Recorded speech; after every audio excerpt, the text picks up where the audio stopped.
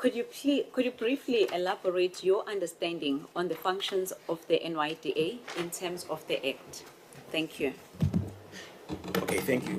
To be brief, the functions of NYDA is to essentially ensure that the youth is participating in the building of the economy of the country. So essentially, it's for the to educate the youth and the public, specifically the youth, to obviously form partnerships, or rather provide training for skills development within the youth, and essentially that will ensure that the youth are participating within the economy. The other function of the NYDA would be that it ensures that it plays a part of, it's an agency that implements the National Youth Plan. It's the agency that actions it, rather than to have it on a piece of paper, which is a policy that has been formed, but we are translating the policy into implementation. It's just an action plan of some sort. So essentially is to coordinate the youth development, to ensure that we ought to, I'm sorry if I'm saying we, but I'm just referring possibly if I am to be the member of the board, is to essentially coordinate the stakeholders that are involved, that are both the private sector, the government agencies or departments that we as the NYDA have to oversee, that those policies that they have are implemented but are benefiting the youth. That's essentially the functions of the NYDA. Furthermore, I think the role that it plays that is very critical is bridging, obviously, the gap that exists between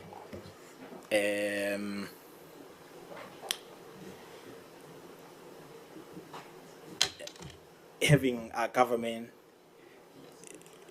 forming, obviously, the policies, and then having the, okay, I'm sorry for that. So basically, outside of the scope of training, the education that it forms, it also supports entrepreneurship to ensure that the economic participation of the youth is not only on having people just to go to school. Others are more functional outside of the borders of the school. So they need to, there are those who are interested in farming, in agriculture, and things of that sort. So it essentially provides a grant to those candidates whom are qualified and are able to roll out their entrepreneurial journey. Thank you so much, Mr. Mahlangu. Mr. Mahlangu, what strategy would you devise to ensure the agency effectively implement youth development program?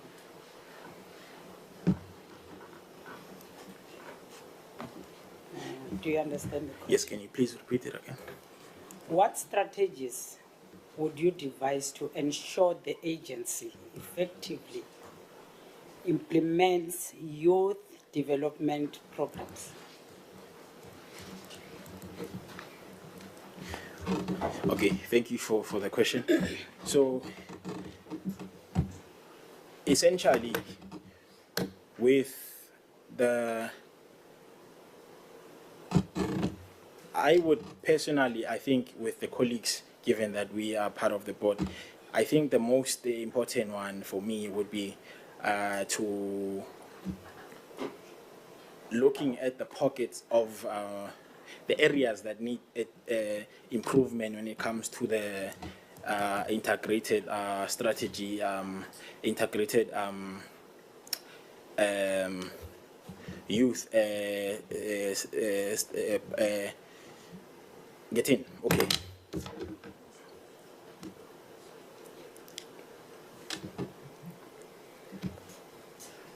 to ensure that it's effective, I will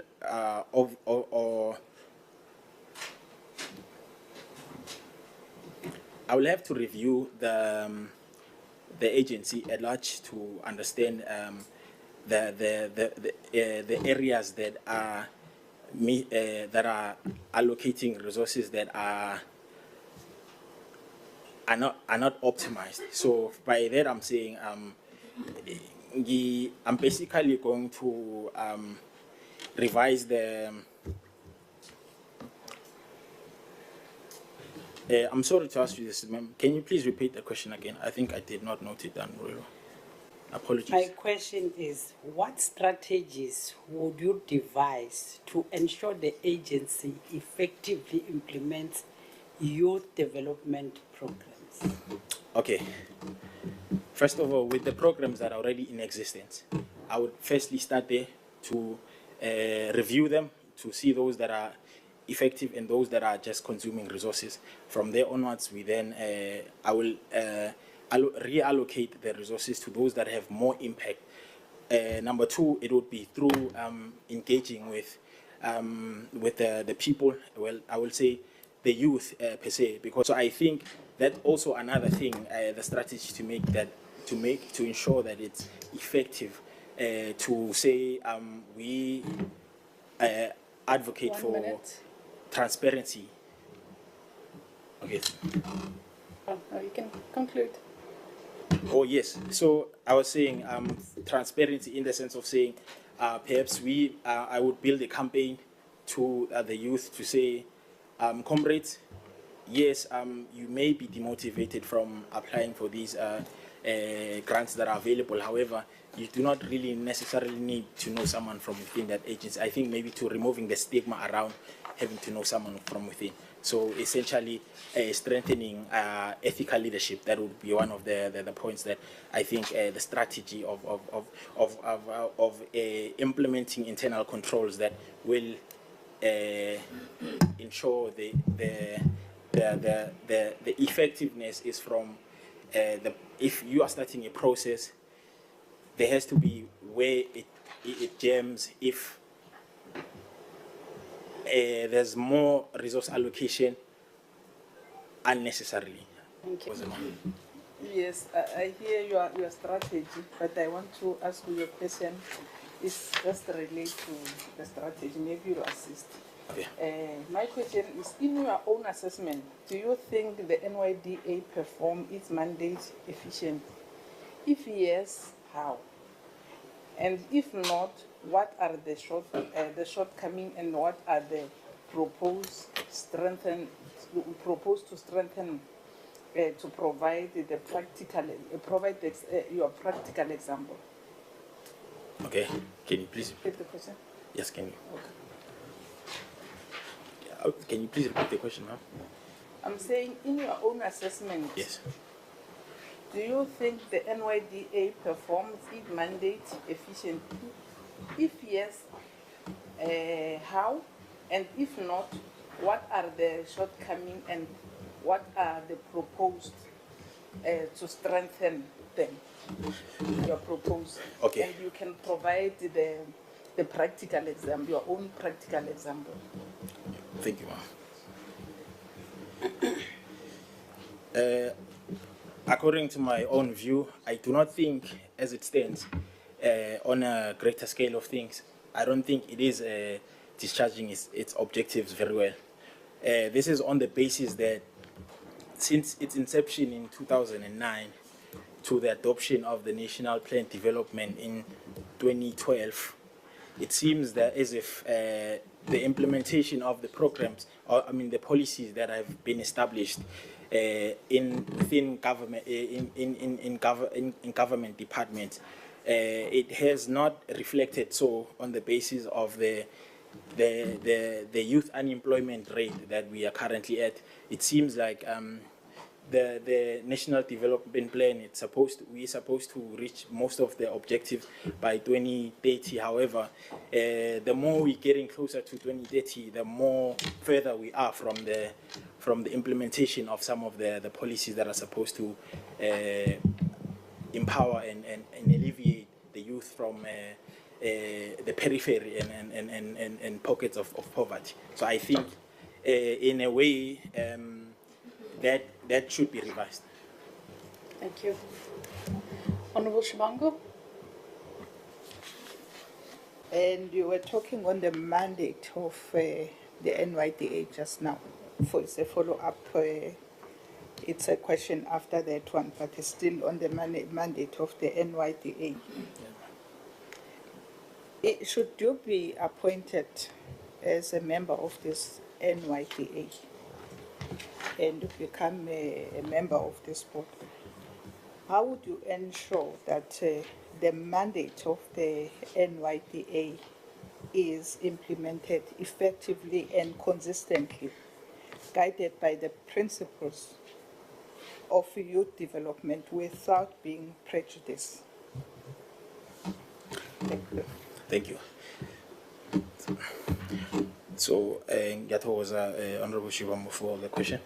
So, first thing first is to review the agency at large and the programs to see which people, or rather the youth, are beneficiaries. Number two, I will assess the,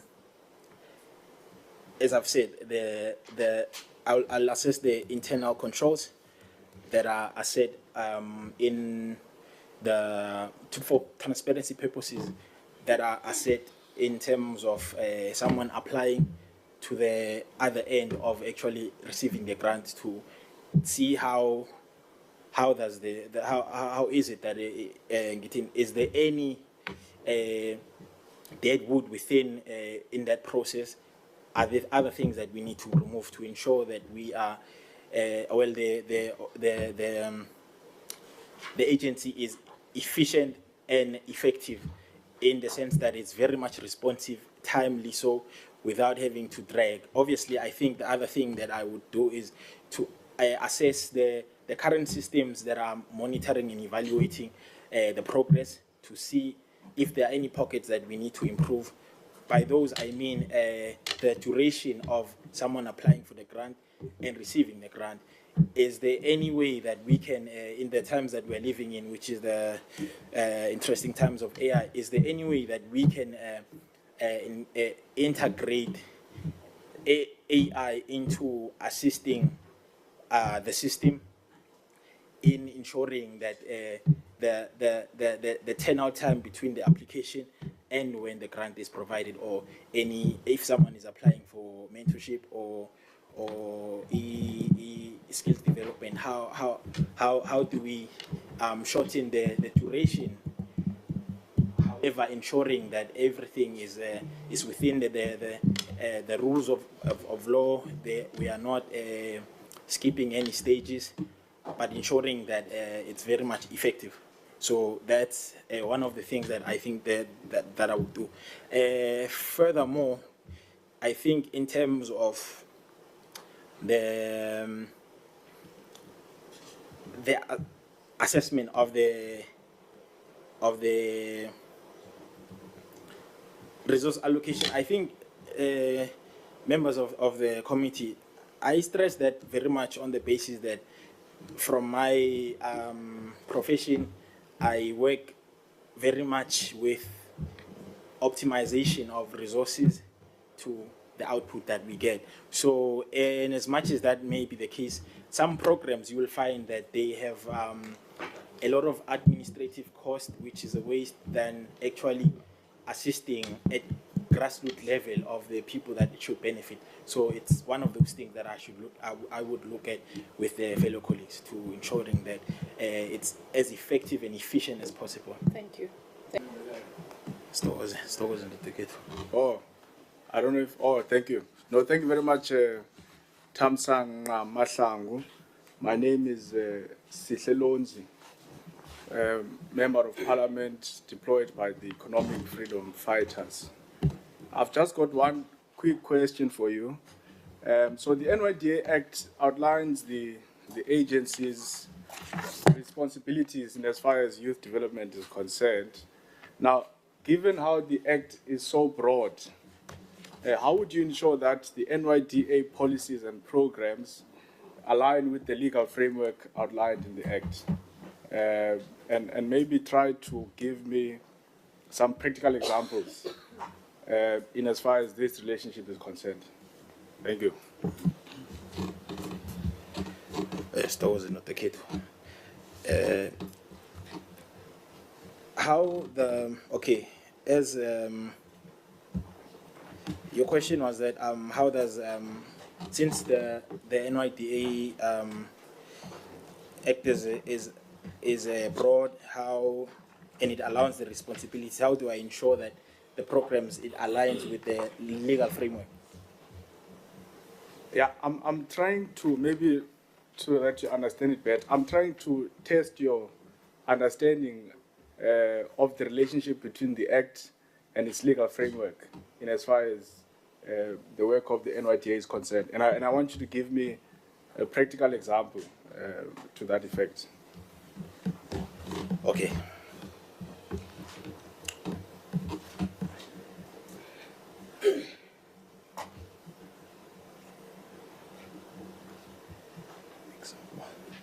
Okay, Stores, Honorable Sihle. And as far as the NYDA Act is concerned, especially with, I will firstly maybe take the root of its role in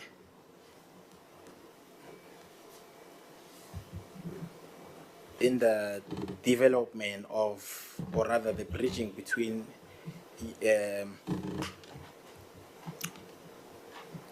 ensuring the rural communities participate, and since it's mandated by the national development plan to be the one an agency that incorporates it to ensure that it participates in that thing. So I think ilunga yisho manje ukuthi the NYDA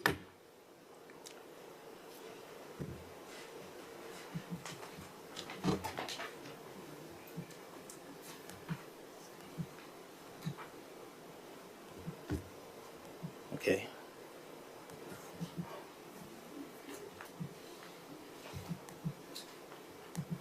Honorable Sihle, can you please repeat that again? I'm not sure if I'm understanding it well.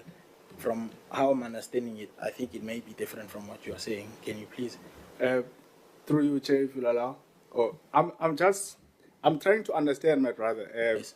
If I'm just trying to find a simple way of explaining it to you. In as far as NYDA must fulfill its objectives, right? Yes. Youth development, the things that you would have mentioned here. Yes.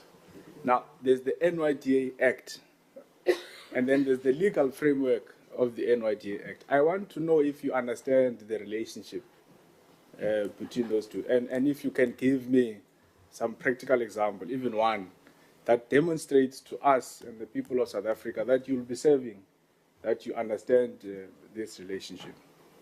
Okay. Okay, so from the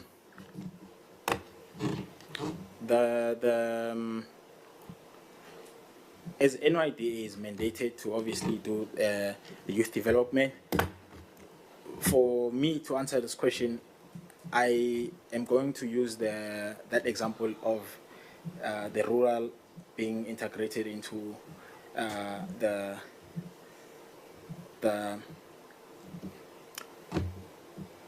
okay, so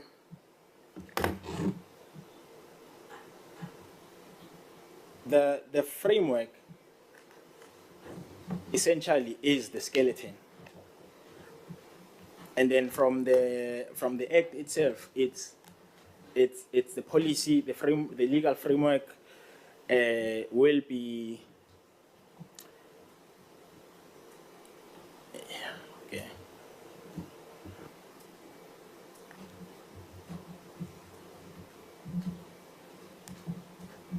Okay, let me just give this one. So from the people who are in the rural areas. Okay, Chair. With 1 minute left for this question, unfortunately, sir. Over to you, Honourable Member.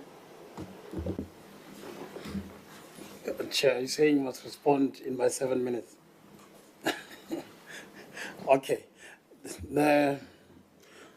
How are you, class? I'm well, sir. Worried ever since your arrival, I have not seen you take a sip of water. You might want to sip water. Thank you. So yeah, my name is Tiamo Tsoteti. I'll just go straight to the question. So what do you think are the barriers that are confronted by young people in South Africa who wants to access higher education? Second, just 3 subsections to this question. Second is who amongst the national demographics do you think is affected the most by those barriers? Subsection number 2 is why do you think this demographic is affected by, is the one that is affected by those barriers? And number 3, what do you think the NYDA should do in participate in resolving that challenge? Number 4, which is a very straightforward one, could you tell us what is the budget of the NYDA? Sure, thanks.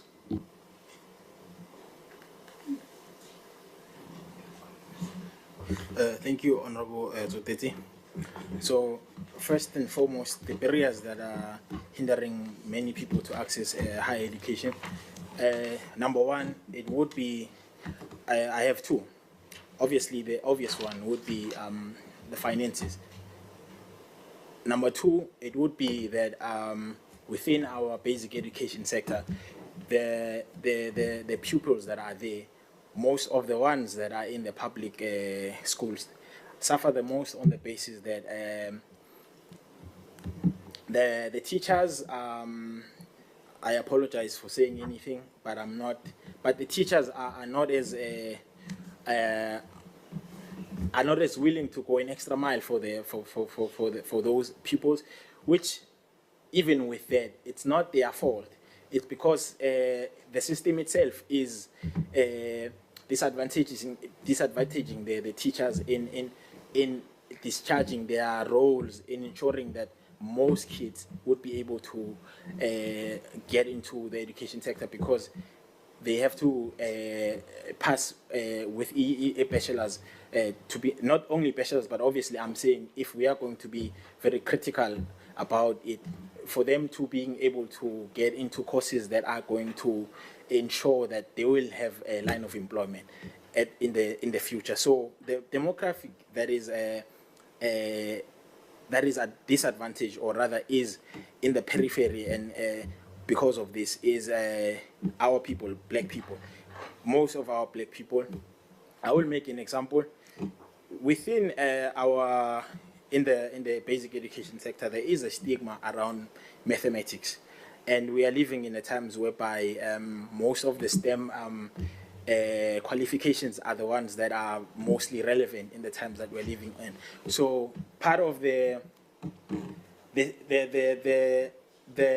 problems that these kids are facing is that you are in school learning mathematics, which is a language, but it's also being taught in English. So you are trying to understand English and also the language of mathematics, which now becomes complex, and we lose the kids within the system.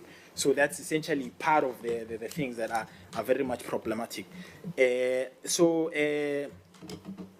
I'll just add something that I am doing to contribute towards solving that crisis myself.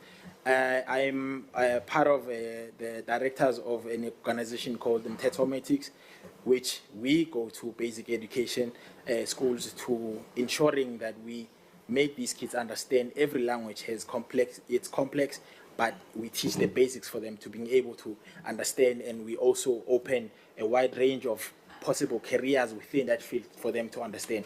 So essentially, why do I think they are affected? I just explained. they obviously are having a barrier between the language that they are learning in and the language that is being taught. I will just say mathematics. Obviously, not everyone is going to be a mathematician. Number two, outside of the scope of the curriculum, we find ourselves in the post-apartheid era. However, most of its effects are still being felt 30 years later, and so it's very much a thing of saying. I'll just make an example just to